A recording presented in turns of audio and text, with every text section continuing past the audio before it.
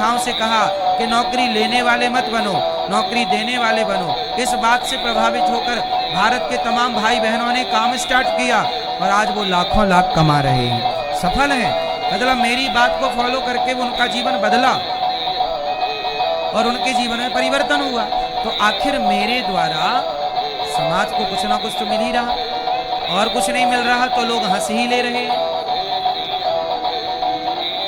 भाई कुछ ना हो तो मैं लोगों के हंसाने के काम तो आ ही रहा हूं, रुलाने के काम तो नहीं आ रहा हूं। मेरे कारण कोई रोया नहीं,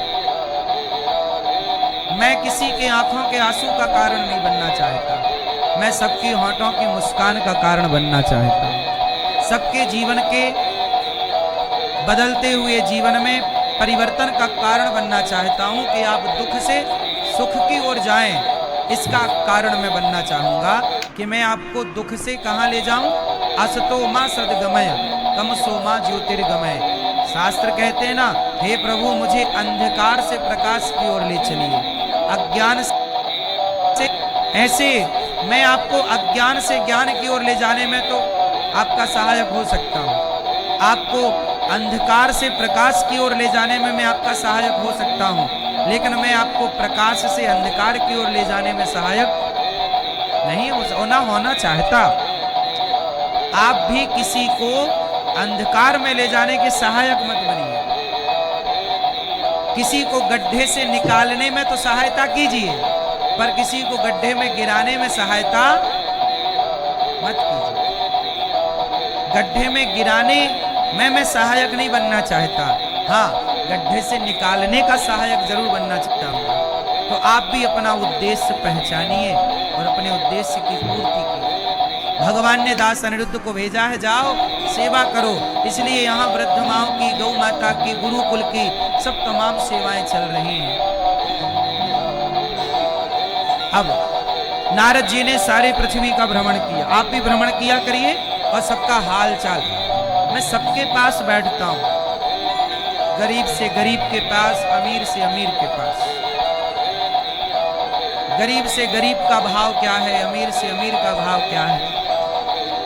जो शराब पीते हैं मैं उनसे भी बात करता हूं, जो नहीं पीते उनसे भी बात करता हूं, जो रास्ता भटक गए हैं उनसे भी बात करता हूं, जो अपने रास्ते में कामयाब हैं उनसे भी बात करता हूं। इसलिए आप जितने लोगों से बात करेंगे, आप जितने लोगों की दुख दर्द सुनेंगे और उसमें आपका क्या योगदान हो सकता है। जैसे एक मैया ने मेरे से कहा कि बेटा मेरी बेटी का विवाह है और मैं बहुत गरीब हूँ, मैं क्या करूँ, बहुत परेशान हूँ। बेटी के विवाह में 50-60 हजार रुपए का खर्चा होना है, मेरे पास इतना नहीं है। तो मैंने उसकी पीड़ा सुनी, अब सुन तो ली, अब मुझे ये भी सोचना है कि क्या मैं इस माँ की पीड़ा का निवारण कर सकता हूँ, दुख दूर करने में मेरी कोई भूमिका हो सकती है।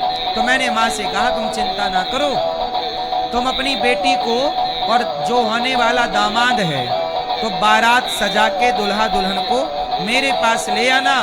तो बहन बेटी को मैं यहाँ से धन धान्य दे करके, और यहाँ ना आपको टेंट लगवाना, ना आपको भोजन बनवाना, बारातियों के बहन को दान दक्षिणा, आलमारी, कूलर, सोफा, बेड, मंगलसूत्र, पायल, मशीन, सिलाई मशीन, मिक्सी मशीन, गद्दा, तकिया, बर्तन, भांडे और कपड़े लत्ते सब यहाँ से देंगे। भैया बोली महाराज मेरा तो बहुत सहयोग हो जाएगा।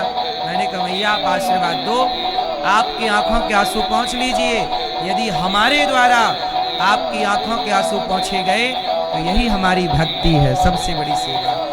अभी यहाँ पर 21 बेटियों का विवाह हुआ, अभी 26 अप्रैल को। अभी 13 मई को फिर यहाँ पर लगभग 25 बेटियों का विवाह है। अभी बेटियों का विवाह था, ये बेटियों की सेवा।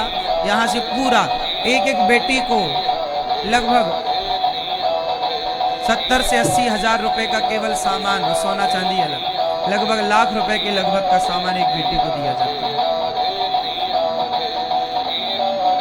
अब बताइए तो ये सेवा ईश्वर ने, देखो हम दर्द सुनते ही नहीं है किसी का, कोशिश करते हैं कि हम उसका निवारण करें और सहयोगी बने कि हम आपके दुख में किस तरह से सहयोग कर सकते हैं आपका दुख दूर करने में।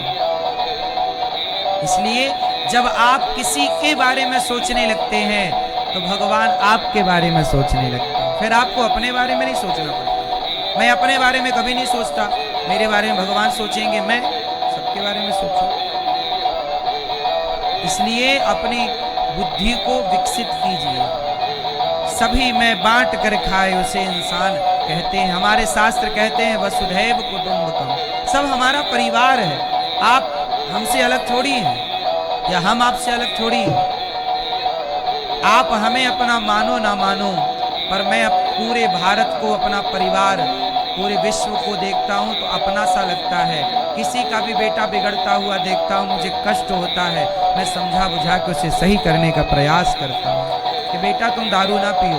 इसलिए आपने देखा होगा मैं रोज प्रश्नोत्तरी करता हूं और रोज किसी ना किसी शराबी को समझा बुझा के ठीक करने का प्रयास करता हूं। मेरा क्या फायदा है? मैं आपसे बात कर रहा हूं। अच्छा, जो समय मैं आपको दे रहा हूं प्रश्नोत्तरी में, वो समय मैं अपने परिवार को दे सकता हूं, अपने आप को दे सकता हूं, लेकिन फ्री में वो समय मैं आपको इसलिए देता हूं कि मेरे समय देने से आपकी जिंदगी है बिखरते हुए को निखारना, यही सबसे बड़ा पुण्य है। यदि मेरे द्वारा आप समझ गए और दारू छोड़ दिया तो सोचो उस माँ की दुआ मिलेगी जिसका वो बेटा है, उसकी पत्नी की दुआ मिलेगी जिसका वो पति है, उसके बच्चे की दुआ मिलेगी जिसका वो बाप है। क्योंकि एक दारूबाज से 3 लोग प्रभावित होते हैं।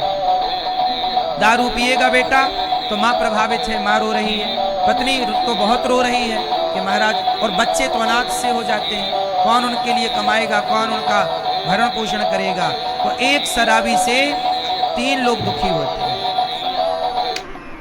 कम से कम 3। फिर तो बाप भी दुखी है बेटे से, समाज भी दुखी है, सब दुखी। लेकिन यदि हमारे और आपके जरा से समझाने बुझाने से सब ठीक हो जाए तो मैं बैठे समझाता रहता हूं।